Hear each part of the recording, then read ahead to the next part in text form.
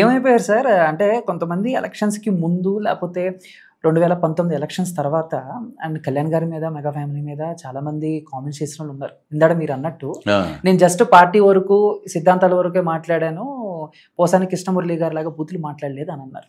So ఏంటి దాని గురించి ఏం చెప్తారు ఆయన గురించి? అంటే ఆయన ఎక్కడ ఉన్నాడో కూడా తెలియదండి. పోనీ ఏదైనా చెప్దామన్నా పోనీ ఆయన ఎక్కడ ఉన్నాడో ఎవరికి తెలియదు. మళ్ళీ కలవలేదా సార్ అసలు నేను ఎప్పుడు వచ్చిన తర్వాత? లేకపోతే ఎప్పుడు మా పార్టీలో ఉన్నప్పుడు కూడా నాకు అగైనెస్ట్ ఆయన పార్టీలో వైసీపీలో ఉన్నప్పుడు నన్ను మాట్లాడింది అయ్యని మాట్లాడింది ఆయనే. ఎందుకు పృథ్వీ గారు అంటే? ఎందుకంటే ఓర్వలేని తనం అండి, ఓర్వలేని తనం, ఇష్టం లేదా ఓర్వలేని తనం అండి అంతే. ఇంక అంతకుమించి నేను ఏం చెప్పలేను. ఇంకా ఆయన మంచి కోసం నేను ఆయన అనారోగ్యం పాలైనప్పుడు హాస్పిటల్ వేసేదాకా నేను 2-3 సార్లు వెళ్ళాను. అంతవరకు అండి హలో అంటే హలో అంటాం అంతవరకే. అసలు ఆ హలో అనేది 2 ఏళ్ళ నుంచి కూడా లేదు. ఇక్కడ మామూలుగా ఈ ఇండస్ట్రీ నుంచి ఏమన్నా చిన్న చిన్న మిస్అండర్స్టాండింగ్స్ ఉన్నాయా సార్ మీకు పోసాని గారికి ఏమన్నా, లేకపోతే ఈ పొలిటికల్ పరంగానే అంతే?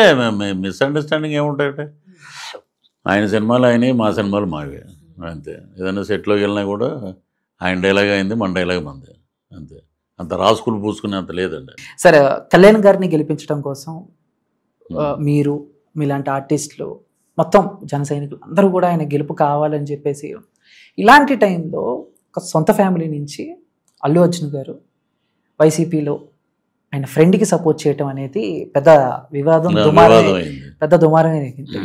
అండ్ ఆయన వెళ్ళి చెయ్యూపి అలా ఓకే, అదంతా ఓకే, కానీ బట్ ఆయన మాట్లాడిన మాటలు అంటే తను వద్దన్నాడు బట్ నాకే రావాలనిపించి వచ్చాను అనేది కూడా రకంగా కొంచెం ఎక్కడో మెగా ఫ్యాన్స్ వరకు హట్ అయ్యారు అనేది నిజం.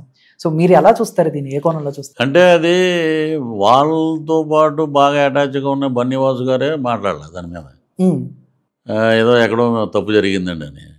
ఇప్పుడు చిరంజీవి గారికి అలాంటి అసలు ఇష్టం ఉండదండి. ఆయన ప్రతి సంక్రాంతికి 40 మంది 50 మందిని ఫ్లైట్లో కుటుంబాన్ని మొత్తం బెంగళూరు తీసుకెళ్ళి సంక్రాంతి సంబరాలన్నీ చేస్తారు. మరి ఇది ఏదన్నా దాంట్లో ఏదన్నా లొసుగున్నా, దాంట్లో ఏదన్నా లాజిక్ ఉన్నా అది పెద్దన్నయ్యే దాన్ని వాళ్ళు మాడుకుంటారు. It is a family matter, కుటుంబ వ్యవహారం. అంటే మామూలుగా దాంతో ఫ్యాన్స్ ఏంటంటే ఇటేమో బన్నీ హెడ్ అవతల లక్షల జనం, అటు రామ్ చరణ్ గారు హెడ్ వెనకాల అటేపు తక్కువ జనం ఉన్నారు. ఇలాంటివన్నీ వాళ్ళు అందరూ కలిసిమెలిసే ఉంటారండి. ఏదో టీ కప్లో తుఫాన్ లాంటిది ఇది. అంతే అంటారు. అంతే. అంటే మామూలుగా ఇప్పుడు ఇందాక మీరు అన్నారు ముగ్గురు కూడా బయట వ్యక్తులనే క్షమించేస్తారు ఇక అంతే. ఇప్పుడు బయట వ్యక్తులనే క్షమించినప్పుడు కుటుంబంలో వ్యక్తులను ఎందుకు క్షమించరండి? రేపు పొద్దున్న రామ్ చరణ్ గారి సినిమా పెద్ద హిట్, నేషనల్ అవార్డు వచ్చింది, నువ్వు కూడా కొట్టావు అన్నా అని ఆయన అంటాడు, అనొచ్చు. ఈయన సినిమా హిట్ అయినప్పుడు ఆయన వాళ్ళందరూ సరదాగానే ఉంటారండి. అది ఈ మధ్యలో ఫ్యాన్స్ హడావిడి తప్పితే ఇంకేముండదు. సార్ ఇప్పుడు మీరు జనసేనలో ఉన్నారు అండ్ ఎలక్షన్స్ అయిపోయినాయి, మళ్ళీ 29లో ఎలక్షన్స్ వస్తాయి కదా. ఈ గ్యాప్లో ఏమన్నా మీకు ఇంకేమన్నా ఇంట్రెస్ట్ వచ్చి ఎక్కడైనా సీట్ ఇస్తే కళ్యాణ్ గారు పోటీ చేయడానికి రెడీగా ఉన్నారా? మీకు ఆ ఇంట్రెస్ట్ ఉంది? ఇందాడు అన్నారు అసెంబ్లీకి వెళ్ళి ఇది స్క్రిప్ట్ అని చెప్పాలని ఉంది నాకు అని చెప్పేసి. సో ఉందా మీకు మైండ్లో? అంటే అది ముందు 2029లో చూద్దామని నేను కూడా ఆగిపోయా. ఇప్పుడు మామూలుగా కార్యకర్తగా మనం అసెంబ్లీకి వెళ్ళొచ్చు, పాస్ తీసుకుని. మినిస్టర్లు అందరూ మనోళ్ళే కాబట్టి అడిగి పాస్ చేసుకుని. సార్ ఆప్షన్ ఉందా సార్? ఏది ఇప్పుడు మీరు చెప్పిన ఆప్షన్ ఉందా? ఆప్షన్ ఉందండి. 2029 డెఫినెట్గా నిలబడతాం ఈసారి. ఎందుకంటే మనం తిరిగినట్టు ఎవడో తిరగడు. 5ంటికంటే 5ంటికి నియోజకవర్గంలో ఉంటాం. ముందు మేము ఏమనుకుంటామంటే 2029 ఎలక్షన్కి ఒక నియోజకవర్గం అనుకుని ఆ నియోజకవర్గంలో 1 year బిఫోర్ నుంచి అయ్యా నేను వస్తే మీకు పనికొస్తే నేను పనికొస్తాను పని చేయటానికి, లేదు మీరు పనికిరారు అని మొత్తం ఓవరాల్గా ఓటింగ్ వస్తే నేను డ్రాప్ అవుతా, మీరు చేయండి అని అంటే బ్రహ్మాండంగా నిలబడతాం. ముందు జనాల గురించి మాట్లాడుకోవాలి మనం. అప్పటికి సువర్ణ యుగం వైపు ఉంటుంది 29కి. సో డెఫినెట్గా సీట్ ఆశిస్తాం ఈసారి, డెఫినెట్గా నిలబడతాం. ఓకే.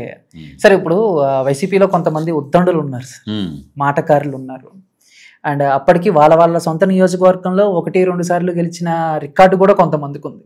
అయినా కూడా మొన్న ఎలక్షన్స్లో చూసుకుంటే గెలుస్తారు, ఓడిపోతారు, వీటి మధ్య మన కన్ఫ్యూజన్లో చాలామంది ఓడిపోయారు. అవును. అండ్ గుడివాడలో గుడివాడ అమర్నాథ్ గారు కానీ మొత్తం ఇప్పుడు ఏంటంటే మీరు ఎక్స్పెక్ట్ చేశారా సార్? ఎక్స్పెక్ట్ నేను 2 ఏళ్ళ ముందే చేశా. మేము ఒక యాడ్ ఒకటి చేసాం, ల్యాండ్ టైటిలింగ్ యాక్ట్. ఆ యాడ్ 50% ఉపయోగపడిందండి ఈ ఎలక్షన్లో. 80 ఏళ్ళు వచ్చిన ముసలోడు కూడా రేపొద్దున మన ఆస్తి పోద్దేమో, ఆయన వచ్చి తెల్లవారుజామున 2 వరకు కూడా ఓట్లు వేశారు. 82% రావడానికి కారణం అదే. ఆ దాంట్లో నేను అడుగుతా, ఒక రైతు దగ్గర ల్యాండ్ లాగేసుకుంటే, అయ్యా మా దగ్గర ఉండేది ఒకే ఎకరం ఉండంటే నువ్వు ఏ కోర్టుకి వెళ్ళినా ఏది జరగదు, ఎందుకంటే ఆ కోర్టులో ఉన్నది ఎవరు, మనవాళ్ళు, నీకు జరగదు అంటే కూలబడిపోతాడు రైతు. ఏ నారాయణ ఫ్యాన్ వేయమంటావా అంటా నేను. వద్దు బాబు, 4 ఏళ్ళ నుంచి వేస్తానే ఉన్నారు, వద్దండి అని. అది ఇంపాక్ట్ వెళ్ళిపోయింది జనాల్లోకి. ల్యాండ్ టైటిలింగ్ యాక్టు రాగానే రద్దు చేశారు మొన్న. అలాగే శ్మశానాలు వాళ్ళు రాళ్ళు వాళ్ళే పాతి, ఆఖరికి సులభ కాంప్లెక్స్ మీద కూడా వైఎస్ఆర్ రంగులేసి మొత్తం రాష్ట్రం ఎలా అయిపోయిందో చూసారో, ఒక 10 ఏళ్ళు వెనక్కి వెళ్ళిపోయింది. సో ఇప్పుడు బాగుపడుతుందండి సార్. అంటే ఎలక్షన్స్కి ముందు కళ్యాణ్ గారు 22 సీట్లు తీసుకున్నారు. అంటే మేము ముగ్గురం కలిసి వస్తున్నాము అని చెప్పేసి ఆ సీట్లు ఇచ్చినప్పుడు కొంతమంది చాలా రకాలుగా కామెంట్లు చేశారు. అవును, ఇదేంటి ఎంత కష్టపడితే నువ్వు తీసుకొచ్చింది 22 సీట్ల. సో చాలా రకాలుగా కామెంట్. ఆఫ్టర్ ఎలక్షన్స్ తర్వాత అండ్ అసలు ఇప్పుడు వరకు చరిత్రలో ఎక్కడ లేని విధంగా 100% స్ట్రైక్ రేట్తో ఆయన గెలిచారు. సో జనాల కామెంట్లు ఇవన్నీ కూడా ఆయన ఫేస్ చేసుకుంటూ ఆ గెలుపు మీరు ఎలా చూస్తారంటే 2019 చూసుకుంటే ఉన్న 2 ఓడిపోయారు ఆయన. ఇప్పుడు చూసుకుంటే 100% స్ట్రైక్ రేట్. సో ఎక్కడ అంటే కళ్యాణ్ గారికి గెలవడానికి ఇది మెయిన్ అనేలాగా మీరు అది ఆయన మొత్తం రాష్ట్రం మొత్తం ఆయన తిరిగిన ఇది ప్రజల నుంచి వచ్చినటువంటి ఒక బ్రహ్మాండమైన మార్పు, అవన్నీ ఆయన ప్రతి మీటింగ్లో గమనించాడు. ఇది పవన్ గారి స్క్రిప్ట్, ఇది దేవుడి స్క్రిప్ట్ అంటే ఇదండి. ఆయన చూశాడు 21 అసెంబ్లీ, 2 పార్లమెంటు, స్ట్రైక్ రేటు 100%, మొత్తం ఢిల్లీ రాజకీయాలను కూడా కదిలించింది. సో అది జనసేన పవరు, అది పవర్ ఆఫ్ కొణిదెల పవన్ కళ్యాణ్. ఒక మాట అన్నాడు ఆయన, నిన్ను పాతాళానికి తొక్కకపోతే నా పేరు కొణిదెల పవన్ కళ్యాణ్ కాదన్నాడు. అదే జరిగింది. ప్రజలు విశ్వసించారు, నాయకత్వ లక్షణాలు ఈయనలో ఉన్న, ఈయనే కావాలి మనకి అన్నారు. ఈ రోజున పిఠాపురం వెళ్ళి చూస్తే అద్భుతంగా ఉందండి. ఎక్కడ చూసినా బ్రహ్మరథం పడుతున్నారు. ఇదే పిఠాపురం. నేను అనుకున్నా మొన్న వెళ్ళి, ఇదేంటి ఇలాగ రోడ్లు ఇలాగ వచ్చినాయి ఏదంటే, అది ఒక విజన్ ఉన్నవాడు రాజకీయాల్లో ఉంటే, ప్రభుత్వంలో ఉంటే అద్భుతమైన పరిపాలన ఉంటుంది అన్నది నిదర్శనం.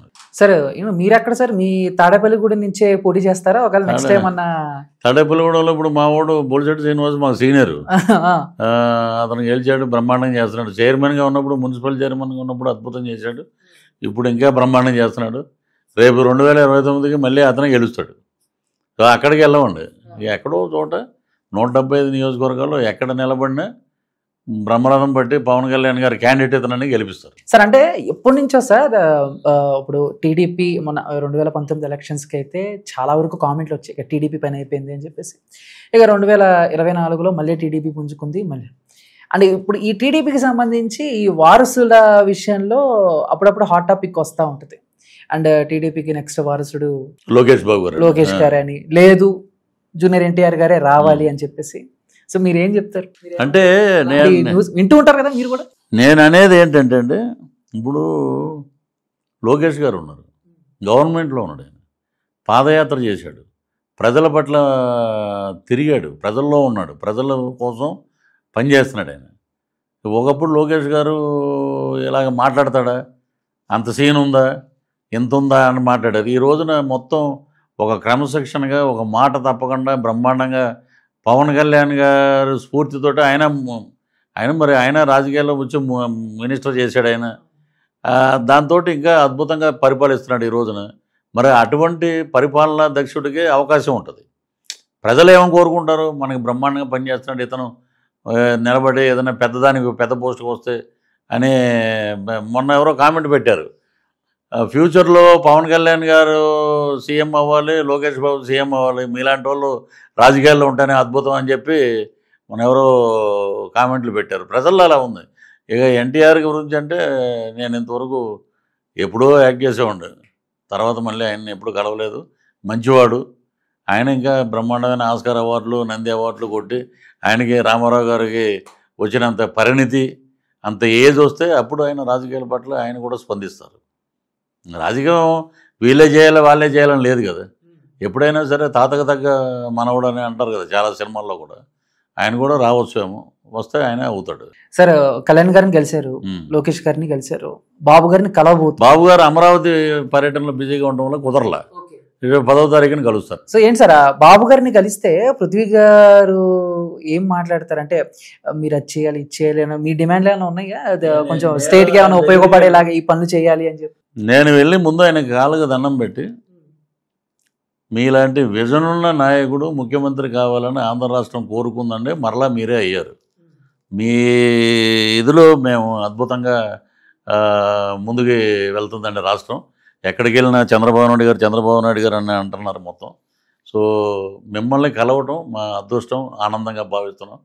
నేను ఇంత మీ పార్టీకి కూడా నేను పనిచేశానండి, కూటమి అభ్యర్థులకు కూడా. అలాగే ఎస్విబిసి పదవి అడుగుతానండి. ఎందుకంటే ఒక వెంకటేశ్వర స్వామి గుడిలో వెంకటేశ్వర స్వామి బ్రహ్మోత్సవాలు కూడా లైట్లలో కానీ వాటిల్లో కానీ క్రిస్టియానిటీ ఎక్కువ ఇదిలో వెళ్ళింది. దాని మీద చాలా జరుగుతున్నాయి.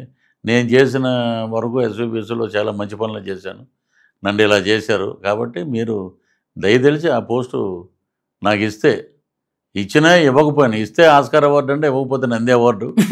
ఇస్తే ఏంటంటే మంచిని గౌరవించారు, ఇదిరా చంద్రబాబు గారు అని మేము చెప్పుకుంటామండి గౌరవంగా. ఆంధ్ర రాష్ట్రం మొత్తం, ప్రపంచం మొత్తం చెప్పుకుంటుంది అని వెళ్ళి ఆయనతో మాట్లాడి ఒక ఫోటో దిగి వచ్చేద్దాం అనేది. ఓకే.